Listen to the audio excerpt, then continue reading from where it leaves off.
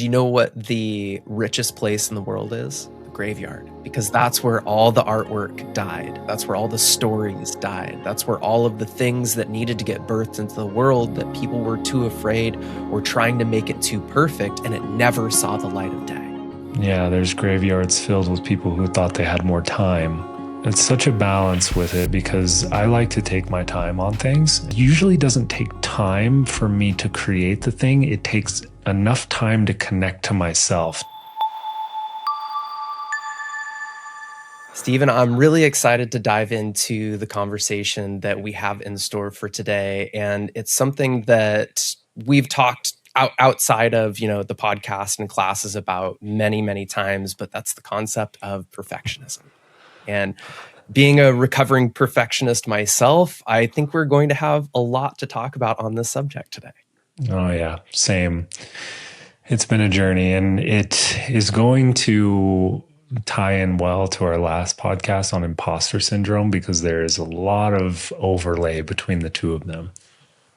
That in and itself, I think, is a great starting point. Is how do you see them almost being like two sides of the same coin? Yeah, I think a lot of these, we could call them pathologies or blockages or sticking points that we all have faced, whether it's imposter syndrome or perfectionism. They're all, they're all just chronic stress. They're all chronic stress that most of the time we are putting on ourselves, and they could be based from childhood, they could be based from past experiences, and they're a coping mechanism that tries to keep us safe, but does a really bad job at it. Yeah. So for me, like, the perfectionism has, in many ways, forced me to kind of accept the fact that perfectionism to each person is going to show up differently. It's going to look differently. It's going to, in each and every one of us, maybe for me, perfectionism has showed up as like procrastination, where if I can't get something perfect from the very get-go, then I'm just going to pause, I'm going to wait, and I'm going to try it again later. How has perfectionism shown up for you in your life? Oh man, it showed up in so many ways. And see, I lost you for 1 second. Let me pull you back here. Okay, we're good. Perfectionism has shown up for me in most of the times it's my desire to control a situation because I'm actually overwhelmed and I'm not letting myself feel the emotions that I actually need to feel. Usually it's like, cool, I'm resorting to perfectionism because there's anger or frustration I don't want to feel, and I want to prove somebody wrong, or I want to like make sure it's perfect so nobody can get mad at me. Like it's these childhood patterns that come up later on in our life that I think for me in the beginning of holding trainings and holding sessions and holding a container, there is a desire for me to make sure everything is perfect. Like I was so strict in the beginning of trainings. You can probably remember, I didn't want anybody to leave and go to the bathroom when it wasn't time. I didn't want I wanted to make sure everyone was staying in the room. Everyone was on time. Like just all of the little nitpicky stuff that could be disguised as creating safety and creating a tight container, but it actually is control disguised as creating, whatever in my mind I thought was perfect at the time, but it was a way for me to flex control. And usually the more stressed I am, or the more that I'm overwhelmed, the more that perfectionism starts to come in, because it is the thing that I can flex control on when there's absolute chaos outside in other situations. Yeah, man. So you mentioned that perfectionism can like start out in childhood. Like, do you think that that's really where perfectionism starts from? Is this something that we learn at an early age, or is it something that kind of evolves over time? I think it's more complex than that. I think that it can come from childhood. I had a partner that had autoimmune issues, and she was a gymnast at a young age. And you think about gymnastics, and you could say dance, or a lot of these sports or activities that we do that are, the way that you win is you're judged, and someone Right. holds up a number, right? Yeah. So, from a young age, it's like, cool. She was probably doing the best that she could. And then the judge is holding up like a 7, right? And you're like, oh my God, it wasn't absolutely perfect. So, you learn, there's a lot of different situations where we wanted to perform for our parents, or we wanted to perform in different ways. I look at perfectionism actually as it's an autoimmune issue, meaning that it's the self attacking the self. Hmm.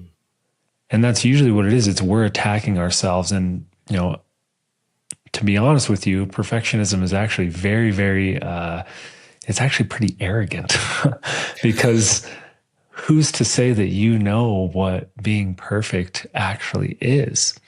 And you asked me the question, how has it shown up in my life, and where has my mind been absolutely just blown by,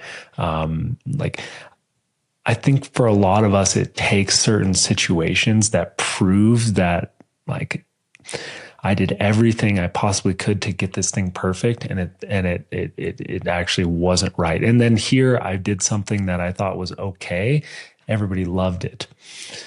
In the beginning of my journey with social media and promoting myself, I remember that it was the videos that I tried to make the most perfect were the ones that never did well, or I didn't get my message out, versus when I hired a person to actually run my social media, and I would just film all the videos, and I would say, hey, actually, you take the videos, you post them. I don't even want to see them before you post them. I just want you to start posting them. And it was always the videos that I thought were terrible because I was judging myself the hardest that did the best.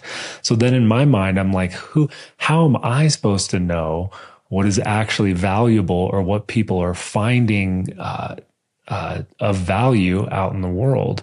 And so I had enough of those experiences that blew my mind, that allow me to start to break free from the perfectionism. Yeah. And another aspect of perfectionism is it's very fear based, where like whenever you're in fear, your vision starts to narrow. All of your inner critic inside of you starts to narrow and hone in on things, and there's less possibilities. Your creativity is sucked dry from you. And you start to move into like very black and white thinking. If it's not like this, then it's not good. Right. Right. And Right. so it's very fear based. And there's an aspect where it shows up in the mind. There's an aspect where it shows up in the body, an aspect where it shows up in the emotional and nervous system side of things. But it collapses your ability to see the holistic perspective of things, the global perspective of things. Yeah. It's interesting that you're bringing this up, because it's like I said in the beginning of the conversation, that like perfectionism shows up for everyone differently. But Mm-hmm. what's like inherently perfect for each person, that's also going to be different. And that, as you were saying, this example of the social media pieces, like in Mm-hmm. your mind, what was perfect wasn't perfect in other people's mind, and what was imperfect in your mind was actually perfect in other people's minds. So this is where it's like perfectionism is a total paradox, because what we are applying, our definition of perfection, isn't inherently going to match what somebody else's definition of perfection, and yet we're trying to create things perfectly for other people most of the time. Yeah. Which is, and it's a paradox, because there's that paradox where when we're in perfectionism, we're often only thinking about ourselves, and we're not actually thinking about, who's actually going to receive the thing that we're creating. And we're not actually spending time connecting to them, because they're going to tell us what perfect is versus our own mind. We can't trust, there's, there's so many times where I'm like, okay, I can't trust my mind right now. And that's actually a good thing. I think we've talked about this before, but there's many times where I'm like, I'm not trusting this voice in my head. Thank you, but I'm not trusting you. But beyond that piece of connecting to the people that are actually going to receive the thing that you're working on, that you're stuck in because you're trying to make it perfect through your own lens and you're not actually thinking about the other people, it actually creates more chaos.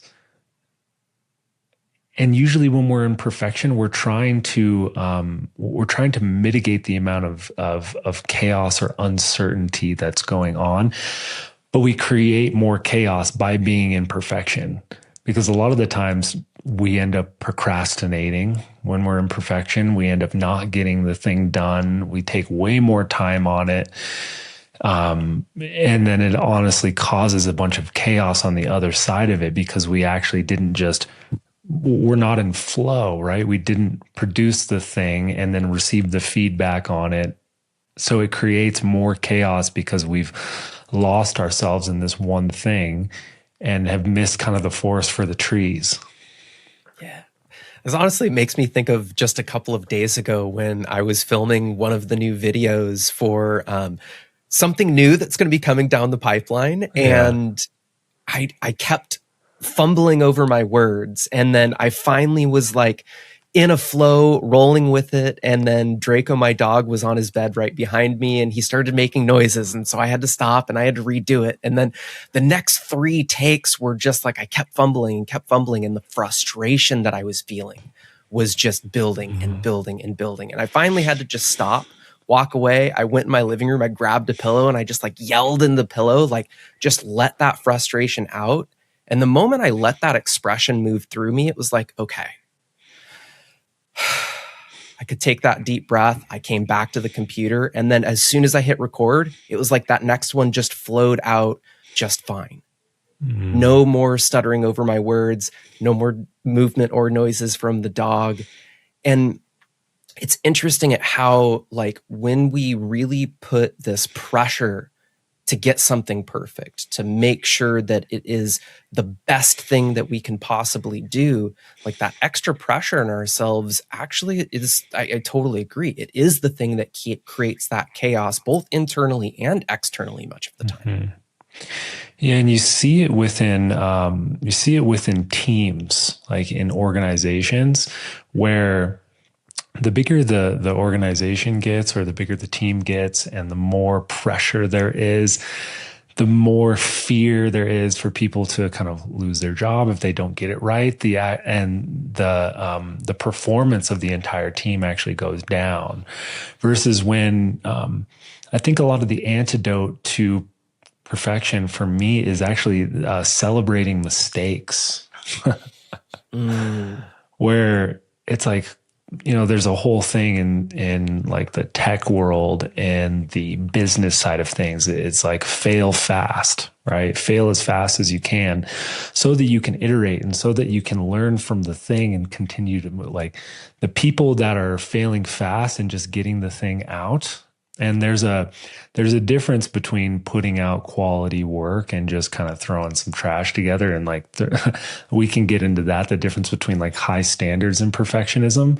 But it's the people that aren't afraid to make mistakes that actually more creativity comes through and more productivity actually happens, because there's not as much fear inside of their nervous system to get it wrong.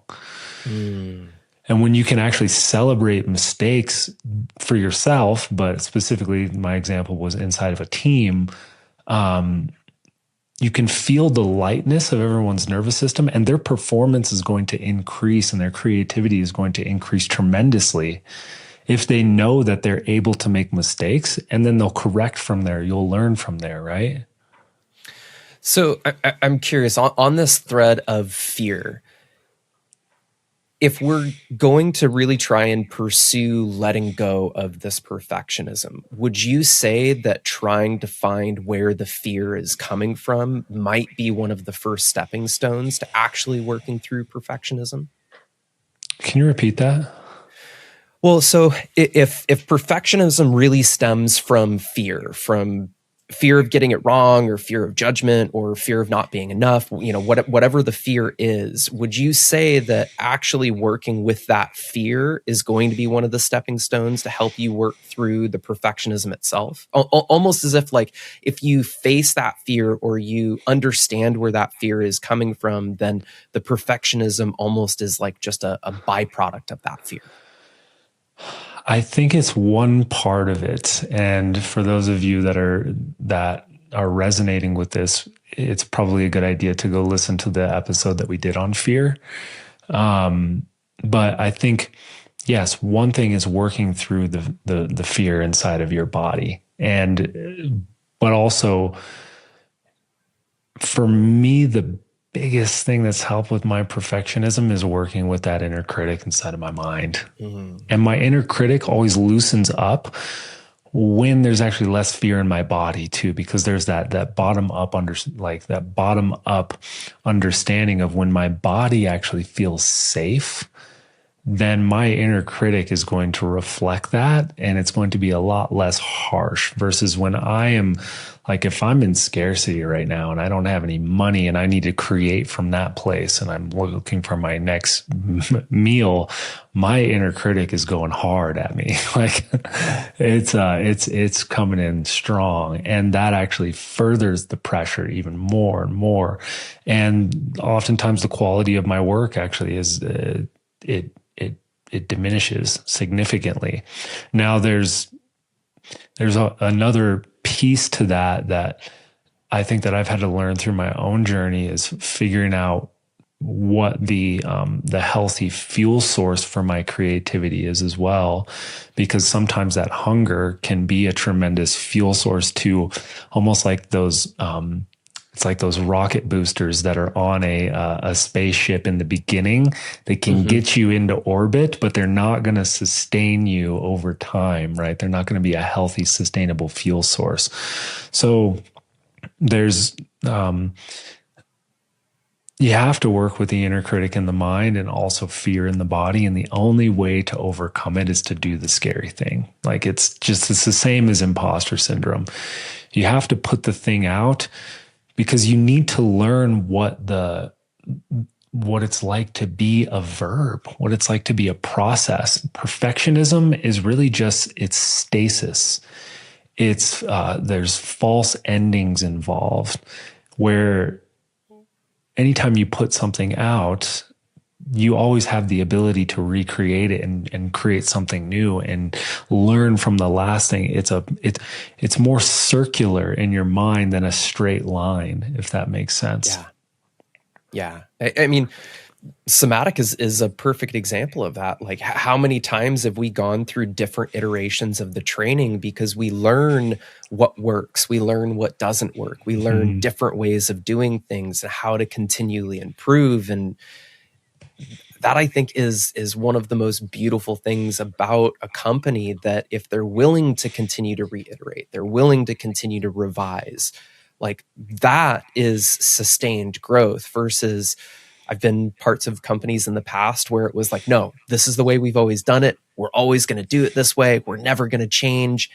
And that company is now struggling because they're still trying to do things the same way that they've always done things, when we're in a very different time, very different place. So it's interesting when we get so locked into something needing to be a certain way that stymies the ability to grow, to become that new iteration.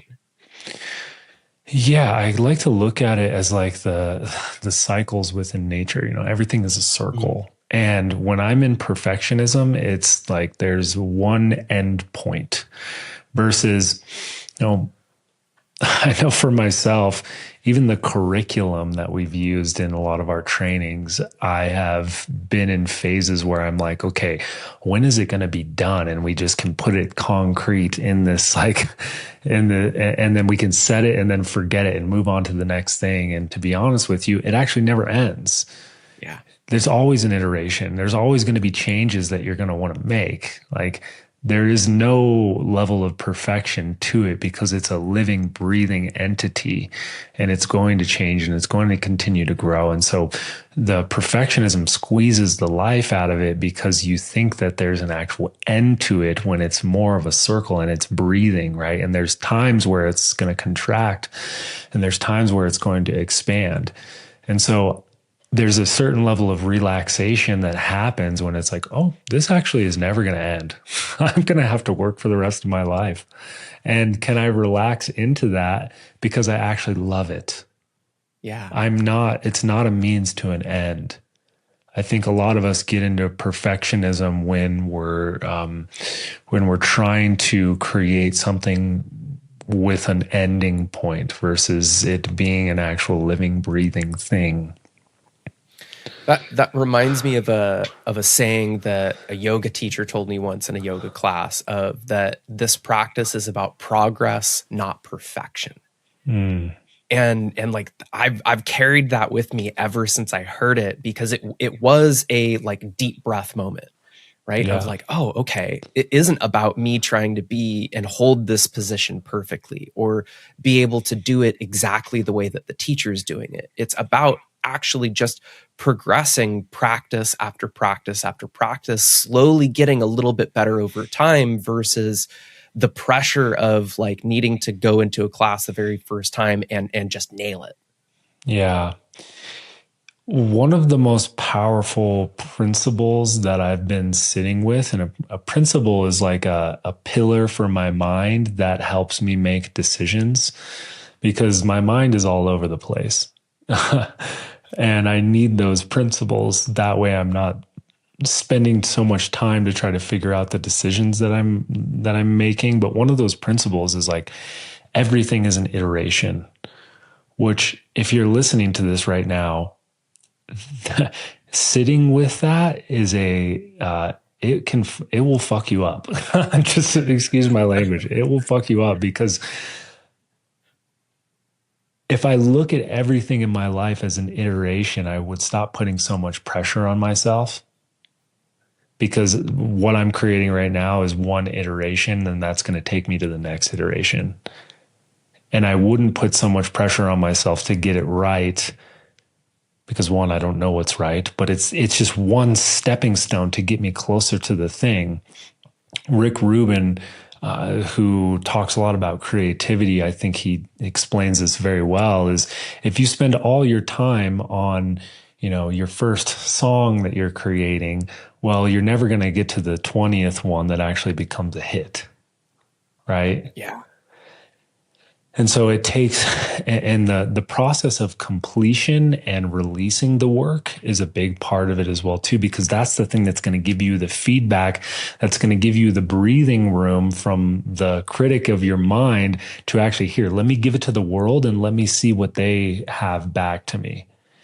And then to not take things too personal because like feedback you have to take with a grain of salt in a way, like learning how to receive just neutral feedback from life itself is a skill set in its own. I think a lot of us can get easily in victim mindset where, why didn't anybody like my post? Or why didn't anybody like my song or my book or anything that I put out? Well, maybe because it's just not the timing of it right now. Maybe it's because, you need to get to the next iteration.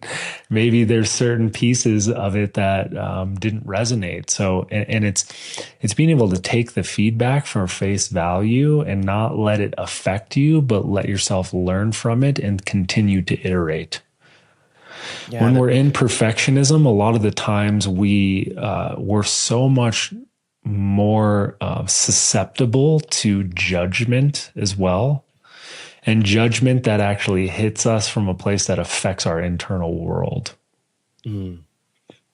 It makes me think of the 70% rule. Like it's Mhm. better to put something out at 70% and just get it out there than to continue to revise and revise and revise, trying to get it to that 100%. When, like, if you just get it to 70%, you're probably going to get that many more things done and put out there than if you're just continually focusing on that one Mhm. project, trying to nail it and get perfect. Yeah. I think that perfectionism and a path of mastery can be easily confused internally. It's been my own journey of it. Like I love to I love to push myself towards mastery, right? And mastery is going to take us iteration and repetition and doing something over and over and over again. And like both of those could be disguised as having high standards for something or like wanting a certain quality of work. But the subtle difference in it is that when I'm in a path of mastery, it's the energy that's moving through me is coming from the inside out. It's coming from me outwards.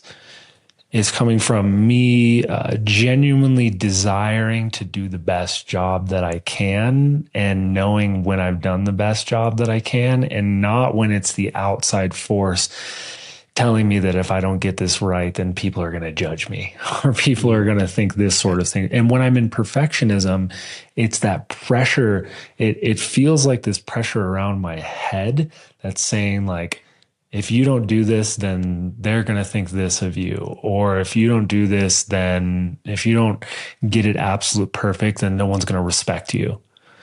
It's that voice, that pressure from the outside pushing inwards, where you'll know if you're going the path of mastery. It's almost like this devotional feeling inside of you that it's only you versus you in a way. Like it's you, and the fuel source is just driving you to like, how do I get just a little bit better with each repetition of it? Yeah.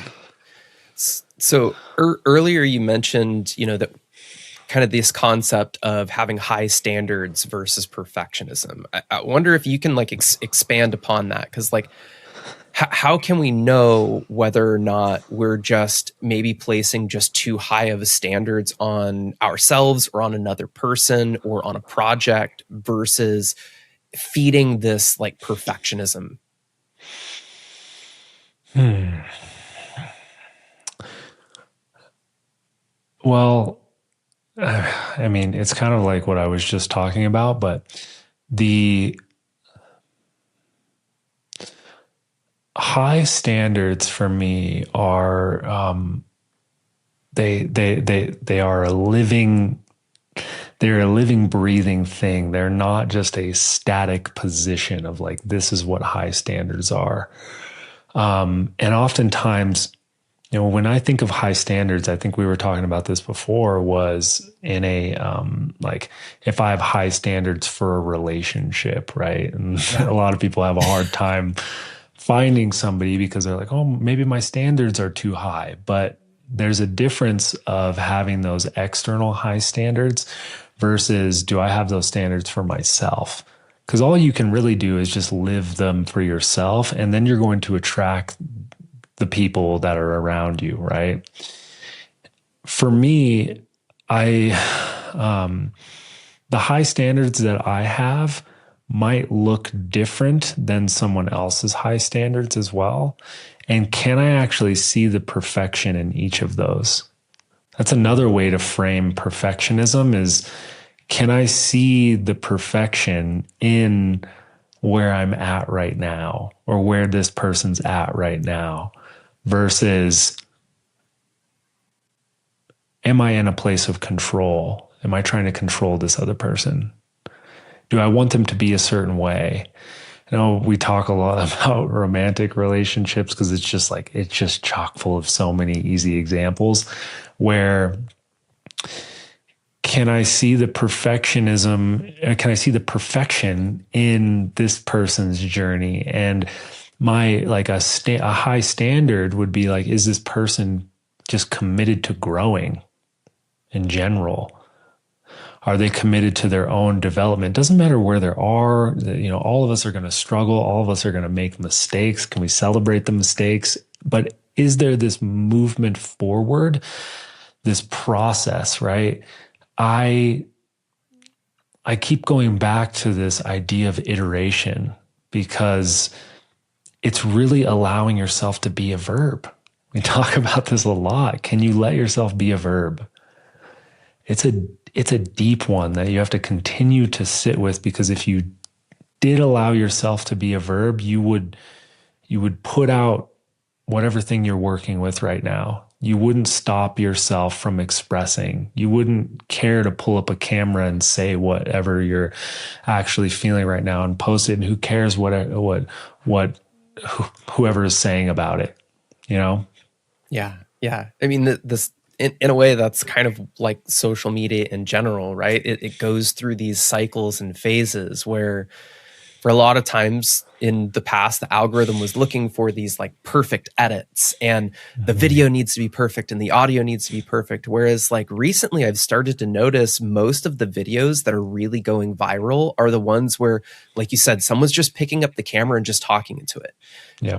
It might not be perfectly edited. The color might not be perfect. The audio might not be perfect, but the message is really the thing that lands. It's more about congruence and alignment, right? There's a perfection when a human is just being vulnerable and being exactly where they are at right now in this moment without trying to curate things.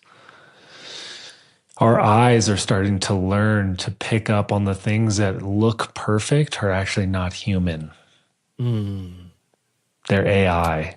Or their machine, right? We want, and it really makes me think about art, because art is just a representation of how I'm feeling, what I'm thinking, what's going on internally, and how do I make that external right now in the moment as a representation of where I'm at. And if I get to that place, then that is perfect. It's not an outside standard. It's an internal alignment. And that's where that high standard comes from. The high standard for me is, can I just be in alignment from where I'm actually at? I can always tell if it's like, cool, I might have recorded this video and it's absolutely perfect, but it's not me. So I might have gotten to perfectionism, but I've weeded all of myself out of it on the journey to that. And so that's actually not, and you'll feel it, right? You can feel it in the work that you do that comes from the pressure of needing to make sure it's up to the standards of how somebody else did it. Yeah. Right. Yeah. I actually have tattooed on my wrist, Perfectius Imperfectus. It's Latin for perfectly imperfect. And it was a message that I received in 2016 during a deep, deep meditation journey. And it was a time period where I was definitely putting a lot of pressure on myself to be this perfect iteration of myself. And it was the message that just kept coming through.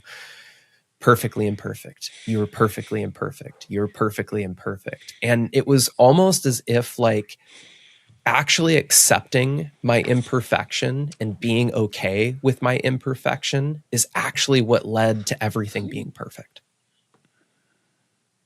Yeah, I can resonate with that. I mean, going down a path, I think we're seeing a lot of people in this, I forget the word that people use, but it's like post spirituality in a way, where so many people went down this route, including myself, of perfectionism with my diet, perfectionism with my practices.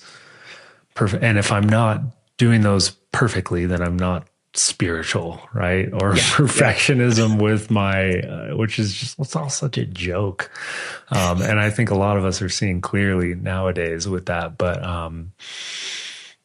yeah, I think what's perfect is you. You are perfect. And if you are distilling yourself into the work, into whatever it is, and you're on a journey of how do I put more of myself into it as an honest representation of myself, that's perfection. Mhm. That's the Makes path me, of high standards, right? yeah, yeah. It makes me think of the second half of a breathwork session, right? Like the repatterning, or as I like to call it, the remembering. It's like remembering that version of you that was perfect the day that you were Mm-hmm. born, that just knew exactly how you wanted to express yourself in the world. That it's all the things that we experience in life, all the different ways that we observe Mm-hmm. others, that we start to either minimize ourselves or box ourselves up to try to achieve this perfectionist outlook, when Mm-hmm. really, like, I think that's all of our journeys, right? Is to get back to that version of ourselves that was just ourselves from the very beginning, because that is actually the perfect version. Yeah. I saw a comment that came through that was, now, are we also sometimes looking at perfectionism because we're seeking external validation? And Mm-hmm. this speaks to the part that I was talking about in the beginning, where a lot of this comes from childhood, because we want the validation of our parents, we want the validation of school, and there is a safety of that because we need to be a part of the tribe. We don't want to Yeah. be cast out from whatever it is, but the path of mastery and the path of being ourselves sometimes requires us to individuate from groups of people. It requires us to be judged by other people. And I think a person who is filled up with internal validation doesn't go seeking as much external validation. A person that's filled up with love for themselves doesn't go seeking love from the outside world and finds themselves in relationships where they're addicted to the love or the validation from other people, and they're not actually filled up from themselves. I remember for myself, there was a period of time after high school where I was going down the traditional route. I either wanted to be a psychologist or a physical therapist. And I ended up dropping out of school and going to school for massage therapy at the time, or body work.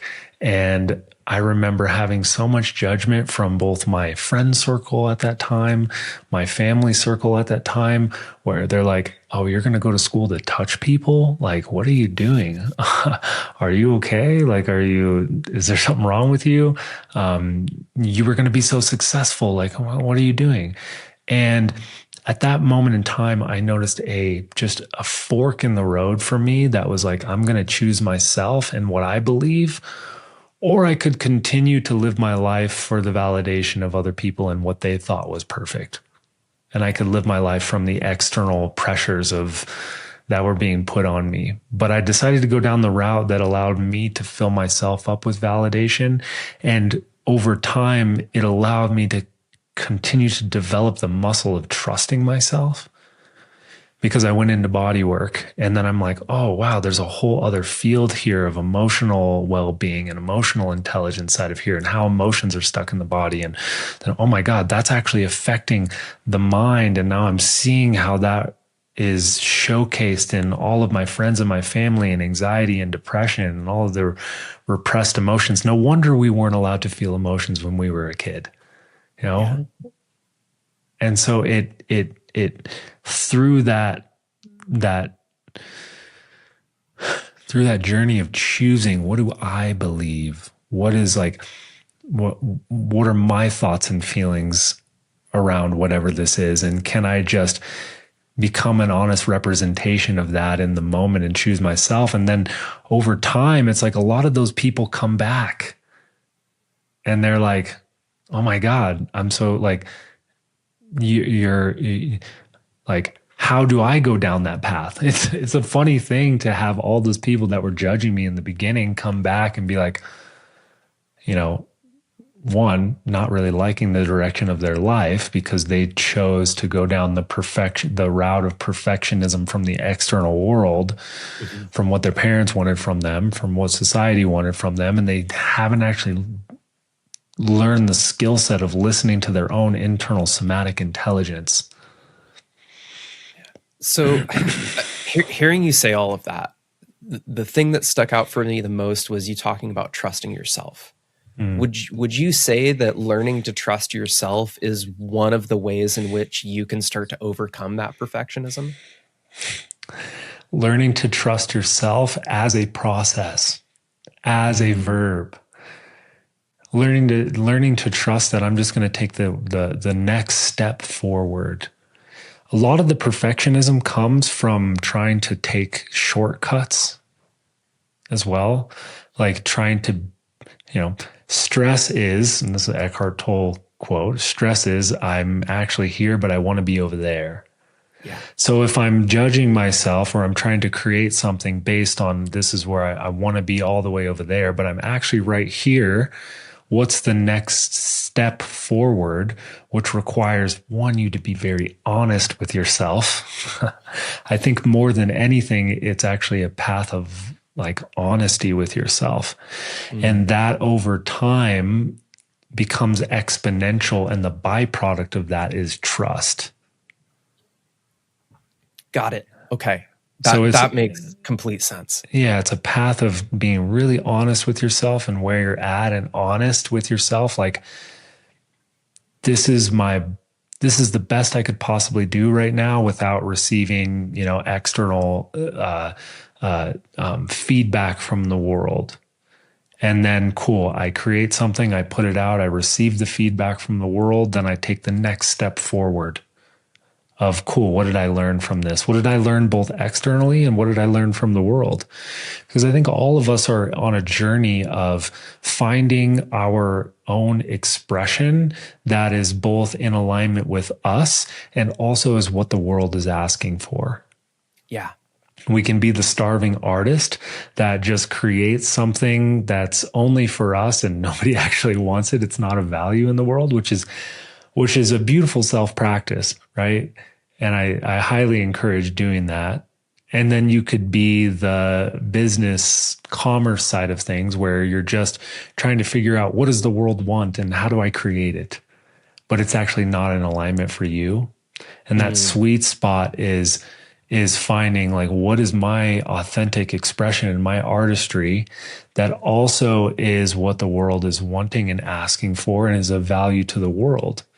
And I think that just it's innate inside of us because that we're on our own path of becoming the best version of ourselves or the fully expressed version of ourselves, such as a plant or a tree, and also in relationship to our environment and living symbiotically in the environment as well. you bringing up like nature in that way reminds me of Alan Watts did a lecture where he was talking somewhat about perfectionism, and he gave the example of it how like you look at a tree and you don't judge a tree because its branch is crooked. You don't look at a flower and judge the flower because the colors don't match perfectly from one petal to another. You don't look at a snail and be like, oh man, that one's shell's pretty fat, or that Mm-hmm. one's shell's not perfect. Like you just look at nature in its imperfection, and that is what's perfect about it. Mm-hmm. Yeah, I'm going to go down a completely other route and give you another example Let's do it. from Alex Hermosi, who's kind of this Mm. business guy, where he says the the purpose is just to work hard. The purpose is just to work. It's not to get to the certain thing. It's to fall in love with the work. And really, what we're saying is, like, can I let myself be in the journey of it instead of getting to the end destination? Yeah. Alan Watts, the purpose of playing music isn't to get to the end of the song, right? The purpose of dancing with your partner is not to get to some place on the dance floor. It's to be fully absorbed in the moment, alive in your own body, and attuned to the things that are around you. Mm. So with that said, what are some of the ways that people listening can start to recognize when they're stuck in the perfectionism versus when they're allowing themselves to just be that verb in the process? Yeah. Notice when you, for me, when I get to the point of, let's see. So there's a head piece of this, there's a heart piece of this, and there's a body piece of this. When I get to the point where I'm not having fun anymore, that's a telltale sign of Okay. that my creativity has gone out the window and I'm in perfectionism. And that doesn't mean that things are difficult or I'm not having a hard time or I'm not challenged. Like there's an aspect of having fun within the challenge. But when my mind starts to go black and white, if it's not this way, then it's not going to work. And I've seen that within the team here at Somatic. I've seen myself be on both sides of that. I've been the one implementing that. It's like, got to be this way. And anytime where I'm like, if it's not this way, then it's not okay. Then I know that I'm in some sort of perfectionism because there's many ways to the top of the mountain. Yeah. Yeah. Right. And from an emotional standpoint, I know that when I'm in, when I start to get frustrated or when I start to get overwhelmed, when I start to get overwhelmed with something, it's usually because I'm caught in perfectionism, but it's disguised, like it's overwhelm disguised as there's anger I don't want to feel right now. It's overwhelm disguised as I'm actually really sad about this thing and I'm grieving something. It's overwhelm disguised as I'm not letting myself actually feel joy in this process. So there's an emotional component to it as well. And a lot of the times when I go let myself feel the emotion, I come back and there's this levity to it. And I don't, it's not that I don't care as much, but there's less pressure. Yeah. A lot of the times we think that, okay, if, well, I just don't care about this anymore, where it's actually, the care comes through when all of the other shit's out of the way. And then there's go ahead. I felt that the other day when I yelled into the pillow. It was just like actually acknowledging that what was happening was pissing me off. Mm-hmm. That acknowledgement and then giving myself the permission to feel it was what allowed me to then take that deep breath, come back, sit in this chair and just let it flow. Mm-hmm. Because it was like in that yelling into the pillow, in that expressing the frustration that I was feeling actually allowed that pressure to dissipate and let me drop back into a flow state. Yeah. On the body side of things, when I notice myself in fear or contraction in my nervous system, when I'm stuck in kind of this like, fight or flight in a way, or when I'm stuck in like scarcity, most of the time, that's kind of what it shows up as when I'm doing my work. Like, oh, I hope I make money from this, or I hope people are going to think about me in a certain way so that I'm going to get something from it. And the thing that helps me on that side is just remembering that I'm going to die. And probably 100 years from now, like no one's going to care. So why am I stopping myself to begin with? That makes me think of the story about, do you know what the richest place in the world is? Mm-mm. The graveyard. Oh, yeah. Because that's where all the artwork died. That's where all the Yeah. stories died. That's where all of the things that needed to get birthed into the world that people were too afraid or trying to make it too perfect, and it never saw the light of day. Yeah. Yeah. There's graveyards filled with people who thought they had more time. Yeah. Usually when I'm in a place of, it's such a balance with it because I like to take my time on things. And I think that's a part of creating something of quality and not just putting shit out into the world that it's like not actually me. Sometimes it takes, and it usually doesn't take time for me to create the thing. It takes enough time to connect to myself, to the work, right? It takes enough. When I was filming a video for, something that we have coming up here soon, the longest part of it wasn't me recording the video. It was writing the script for it. And it was, speaking the script out loud. And then it was like throwing the script away and figuring out how do I want to actually say it, and then recording the video. Right. So the time, the amount of time it usually takes for me is spending that time in the beginning connecting to myself and connecting myself to the thing that I'm doing, and then just fucking doing it and then putting it out. Yeah. So we had another question come in through our live audience. From your experience, when perfectionism originally formed as a survival or protection strategy, what actually allows the body to recognize what is safe to loosen its grip? And what tends to shift first when that happens? Yeah. I think let's see how I want to answer this question.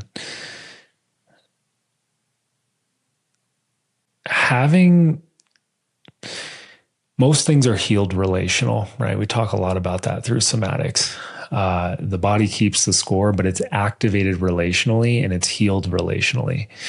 And most of the time, what's going to actually help us move out of those survival or protection strategies is having an audience that is safe first, creating something for somebody or people or an audience that is they love you and they're going to be there for you and they're going to actually support you in it. It's interesting because I'm reading a lot of parenting books right now, and it reminds me of there's so many different schools of thought when it comes to those beginning years with your child, as far as do I make this child feel like they're the most special thing in the world and that everything that they do, they're the star of the show and they're just giving all of the attention to them. Some people say, well, that person's going to turn into a spoiled brat and think that the world revolves around them.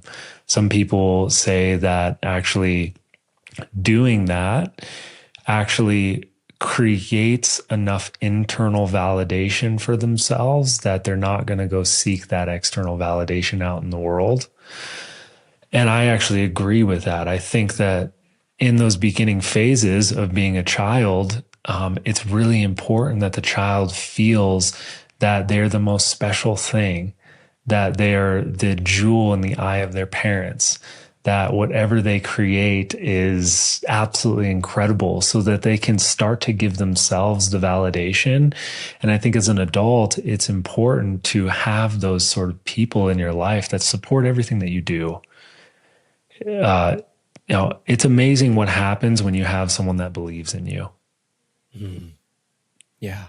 I can say for myself that in the beginning of this journey, I had 1 to 2 people that really, really believed in me when I didn't even believe in myself, when I judged myself, they believed in me, even if there were aspects where they, might have not actually believed in me. But that energy, I think, helped me kind of almost reparent myself in a way, and allowed me just a little bit more safety to start to poke my head out a little bit more and express a little bit more. And then different stages of the journey require different things.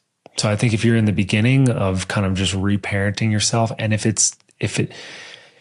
you're feeling it more on a nervous system level and it's more fear, that's deeply trapped in the body, it's probably a sign that it is, something from earlier childhood. So having a Awesome. safe container that you're working with in the beginning that is just going to support you no matter what, that's going to build up your confidence. And then taking it a little bit further and just one step at a time, right? So hopefully that supports. Yeah. So, as we wind down this conversation, what is one piece of advice that you could give to the listeners to help them take that step away from perfectionism? Yeah. Looking at everything as an iteration is going to be like the to really sit with that. Like if I am looking at my life as everything is an iteration, well, my partner and I talk about that a lot. Like there's always fear that comes in around like, cool, we're going to have a kid. We just got a house. Like what happens if we like feel stuck in this life and we start to hate it and then we start to get, irritable with each other and then we're in this life that neither one of us like. Well, don't forget that you can change it at any time. It's an iteration. Cool. We don't like it. Let's do something different. So there's the piece of understanding that everything that you're doing is an iteration. And a lot of us think that if we go down a path, that that's the path for the rest of our life. And it's not. You can change it at any time. You can change it at any time. But the thing that has helped me actually apply this understanding of iteration is learning to run different experiments in my life. If you look at, and I think we've talked about this before, if I look at things as I'm just going to run this experiment to actually to test something up against the inner critic of my mind, really. Like the piece with social media is like, I'm going to do an experiment of no matter what my inner critic says, I'm going to post for 30 days. I'm going to write this book and put it out. I'm going to go for a run each day. I'm going to run some sort of experiment and actually just see what happens. Because if we get caught up in the day-to-day roller coaster of our mind, it's going to throw us off the path of creating something or getting better at something. It takes time and it takes repetition to do something. So set an experiment for yourself. Set an experiment for yourself. I'm going to do this thing for 30 days and I'm going to test and I'm going to iterate along the way. And I'm just going to let's just see what happens. Let's take the answer that your mind has created, because it's really good at coming up with the answers for you. And usually never has my mind had the exact right answer as what life has actually shown me. There's been close times where I have, an intuitive hit of things, but when it comes to creating something and when it comes to something that I have perfectionism around, my mind is usually never right. I'm always surprised by the end of it. So I'm just going to do this thing. I'm going to do the best I possibly can for a certain amount of time. I'm going to see what happens. I have a hypothesis around it, but let's actually see what the actual results are. So for me, learning to live life as an iteration, you can change it at any time. You can learn from it. And running these different experiments to test against my perfectionism and honestly prove the inner critic of my mind wrong. I love that. I love that. And really just being okay with making mistakes, being okay with something not working out the way that you thought it was. And okay, that's version one. This constant thought process of being an iteration always makes me think back to Thomas Edison, right? What if he stopped on the third light bulb failure? Yeah. Would we even have lights today? Or would we all still be using candles and old school ways of doing it? It took him 1001, I think it was the correct number, before he finally created the one that lasted, the one that worked. Being okay with that failing, recognizing that failing, and this is where I think school really kind of sets us all up for that failure, is we get judged on when we don't get a question right or when we don't get the answer perfect. But we learn so much more through the mistakes that we make rather than the successes that we have. Yeah. The last piece in there was learn how to celebrate your mistakes. Because if you do that, you're going to learn from them so much more. Versus if you make a mistake and you just get harder on yourself, then you're furthering the pressure and you're sinking it deeper into your tissue. Versus when you celebrate the mistake, you're often able to see all of the sides of it. Like, wow, I just made this mistake, but wow, what did I learn through the process? What questions did I ask? Celebrating yourself for actually going down the path of asking the question and taking the action on it is going to create more success in your life than getting stuck in the first version of something and trying to make it perfect. Mm-hmm. Fantastic advice today, Jaggers. Really, really enjoyed breaking this one apart. And I'm definitely going to be re-listening to this podcast again, because I know that there's some points in there that you gave that I maybe need to hear a few more times to really have it sink in. Yeah. And I just want to say this for everyone, like everything that I'm speaking about and I'm sharing is usually just the advice for myself. So it's always, we need to be reminded more than we need to be taught. And so these are often just reminders for myself. So I hope they resonate with you. Well, on behalf of myself and the audience, thank you for the reminder. Yeah. Thanks, Adam. I love these conversations. Let's keep them going. Let's do it. And I hope to see everybody on the next one.